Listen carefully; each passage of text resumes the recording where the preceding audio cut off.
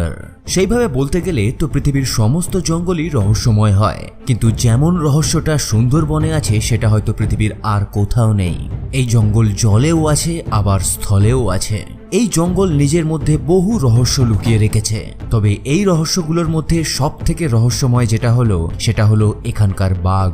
হ্যাঁ, আপনি ঠিকই অনুমান করেছেন, আমরা এই ভিডিওতে রয়্যাল বেঙ্গল টাইগারের কথাই আলোচনা করব। সাইবেরিয়ান বাঘের পর পৃথিবীর দ্বিতীয় সবথেকে বড় বাঘ রয়্যাল বেঙ্গল টাইগার। দেখতে যতটাই সুন্দর ততটাই ভয়ঙ্কর। পৃথিবীতে যত ধরনের বাঘ পাওয়া যায় তাদের থেকে একেবারেই আলাদা এই রয়্যাল বেঙ্গল টাইগার। আর এদের সাথে জড়িয়ে থাকা যে সমস্ত রহস্য আছে সেগুলোই একে পৃথিবীর অন্যান্য বাঘেদের থেকে আলাদা বানায়। আর সেই সমস্ত রহস্য সম্পর্কে আজকে আমরা এই ভিডিওতে আলোচনা করব। ভিডিওটা এনজয় করুন এবং ভালো লাগলে অবশ্যই একটা লাইক দেবেন। তাহলে চলুন শুরু করা যাক। বাইরে থেকে শান্ত দেখতে মনে হওয়া এই সুন্দরবন মোটেও এতটা শান্ত নয়। এখানকার বাতাসের মধ্যে সবসময় থাকে একটা চাপা আতঙ্ক। আর এই আতঙ্ক শুধুমাত্র জঙ্গলের মধ্যেই নেই, বরং আশেপাশের জনবসতি বহুল জায়গাতেও এই আতঙ্ক আপনি দেখতে পাবেন। আর এই আতঙ্ক হলো ম্যান ইটারের।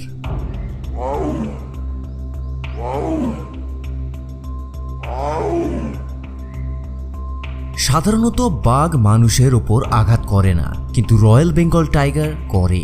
এই বাঘ মানুষ খেকো। এরা ভুল করে কোনো মানুষকে মারে না, এরা ইচ্ছে করেই মানুষের শিকার করে মাংস খাওয়ার জন্য। এখানকার বাঘরা যেন মানুষের রক্তের স্বাদ পেয়ে গেছে। কিন্তু কেন হলো সুন্দরবনের বাঘ মানুষ খেকো?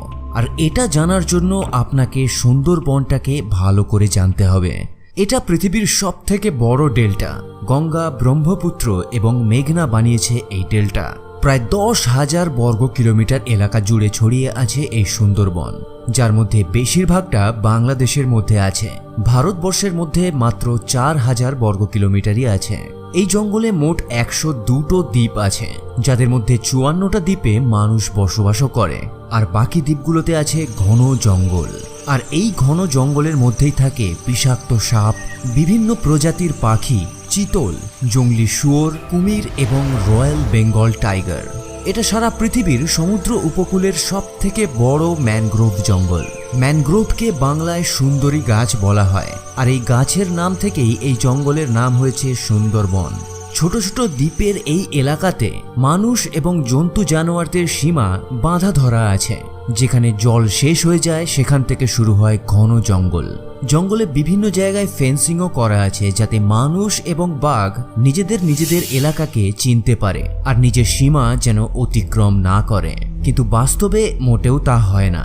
জঙ্গলে প্রবেশ করার জন্য মানুষকে পারমিটের দরকার হয়, কিন্তু বহু সংখ্যাতে মানুষ পারমিট ছাড়াও এই জঙ্গলে প্রবেশ করে যায়। তবে এটা করাও তাদের কাছে একটা বাধ্যতামূলক ব্যাপার, কারণ এই জঙ্গলের ওপরেই তাদের সম্পূর্ণ জীবিকা নির্ভর করে। এখানেই তারা পায় মাছ, কাঁকড়া, মধু এবং এছাড়াও অনেক মূল্যবান জিনিস, যা সংগ্রহ করার মাধ্যমেই তারা নিজের পরিবারকে চালাতে পারে। সুতরাং জীবনের ঝুঁকি থাকলেও তাদের এখানে যেতেই হয়। মানুষের তো জনবসতি এলাকা ছেড়ে জঙ্গলে যেতে গেলে পারমিটের দরকার হয়, কিন্তু বাঘকে জঙ্গল ছেড়ে জনবসতি এলাকায় ঢুকতে গেলে কোনো পারমিটের দরকার হয় না। আর এরা যেহেতু সাঁতার কাটতে এক্সপার্ট হয়, তাই নদীতে সাঁতার কেটে এরা খুব ইজিলি জনবহুল এলাকাতে চলে আসতে পারে। যুগ যুগ থেকে কতই না মানুষ রয়্যাল বেঙ্গল টাইগারের শিকার হয়েছে এই অঞ্চলে, কতই না মানুষের আর্তনাদ এই জঙ্গলের মধ্যে হারিয়ে গেছে। সত্যি কথা বলতে পৃথিবীর কোনো জায়গা থেকেই মানুষের ওপর বাঘের আক্রমণের এত ঘটনা সামনে আসে না যতটা সুন্দরবন থেকে আসে। এই জঙ্গলে মানুষের বাঘের খাদ্য হয়ে যাওয়ার হাজারো গল্প আছে। এত গল্প আছে যে এখানে একটা পুরো গ্রামই বিধবা পল্লী নামে পরিচিত, কারণ এই গ্রামের বেশিরভাগ পুরুষই বাঘের শিকার হয়ে গিয়েছিল। তাও এটা 20 বছর আগেরই ঘটনা। এটা পুরো পৃথিবীর বিশেষজ্ঞদের অবাক করে যে আসলেই এখানকার বাঘ মানুষ খেকো হয়ে গেল কি করে, আর কোন প্রবৃত্তিতে তারা এই কাজটা করে থাকে, আর কেন তারা মানুষের শিকার করে।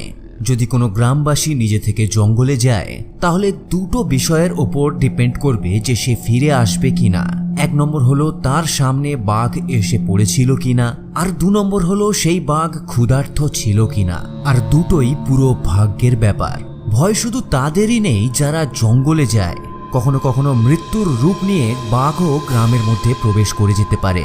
আর তখন যদি সেই বাঘ কোনো গৃহপালিত পশু পায় তাহলে ভালো, আর তা না হলে কোনো মানুষকেই সেই বাঘের খাদ্য হতে হয়। বন বিভাগ অনুযায়ী 1985 থেকে 2010 সাল পর্যন্ত 410 জন মানুষের ওপর বাঘ আক্রমণ করেছিল, যাদের মধ্যে 315 জনকে প্রাণ হারাতে হয়। তারপর বিভিন্ন সরকারি প্রচেষ্টার জন্য 2010-এর পর থেকে এই সংখ্যা ধীরে ধীরে কমতে শুরু করেছে।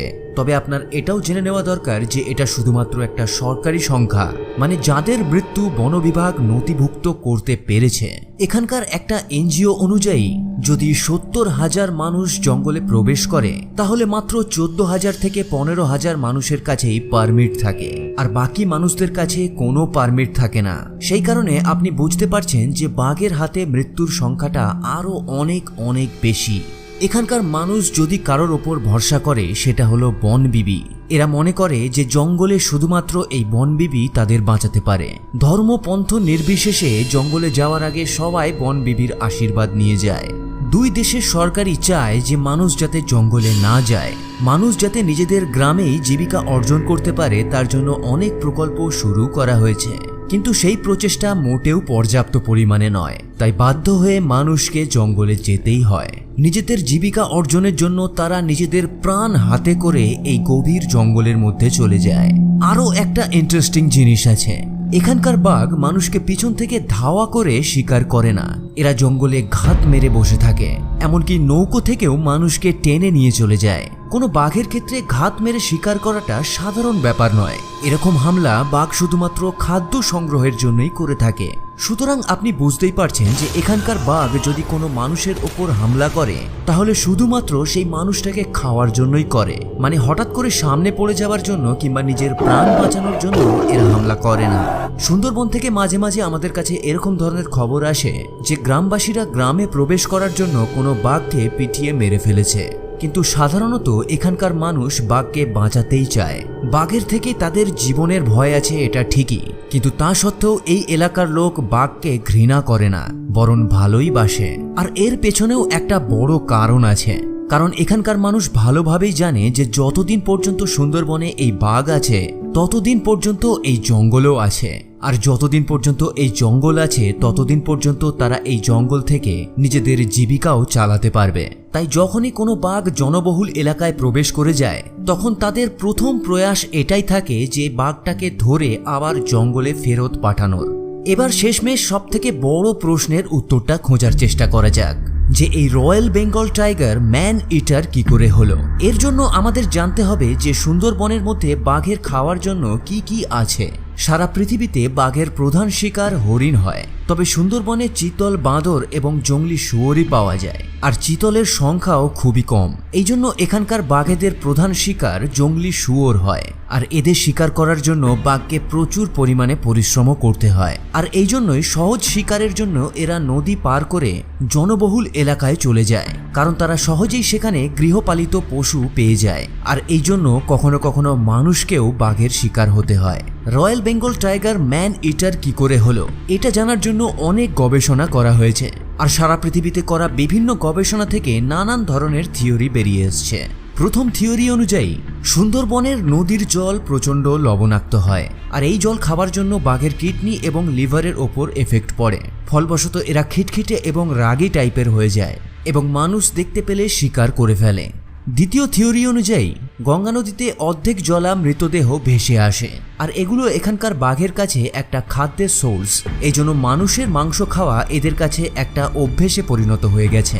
আরও একটা থিওরি অনুযায়ী বাঘ যখন মাছের গন্ধ পেয়ে এগোতে থাকে তখন তার সামনে মৎস্য শিকারীরা এসে পড়ে, আর ঘটনাবশত মৎস্য শিকারীকে নিজেকেই একটা শিকারে পরিণত হতে হয়।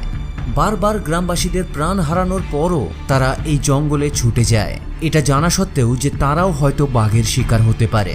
এত কিছু সত্ত্বেও এখানকার লোকরা মেনেই নিয়েছে যে বাঘ এবং তাদের একসাথেই থাকতে হবে। তবে আমাদের চেষ্টা এটাই করা দরকার যে বাঘ যাতে এই এলাকায় সংরক্ষিত থাকে এবং তার সাথে সংরক্ষিত থাকে এখানকার মানুষও।